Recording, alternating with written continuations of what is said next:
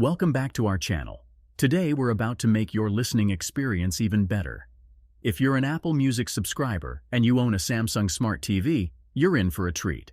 We're going to guide you through the simple steps to bring the magic of Apple Music to your TV screen. So grab your remote and let's dive right in.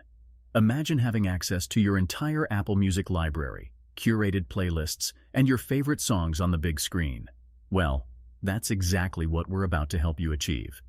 With Apple Music on your Samsung Smart TV, you can set the mood for any occasion, enjoy music videos, and even listen to the latest hits in high quality.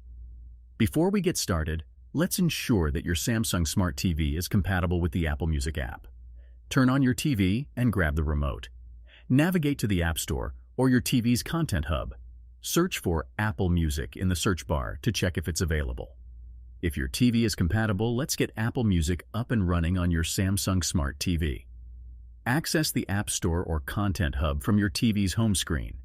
Search for Apple Music using the on-screen keyboard. Once you find the official Apple Music app, click Download. Now that the app is downloaded, it's time to connect to your Apple Music account. Launch the Apple Music app from your TV's app drawer.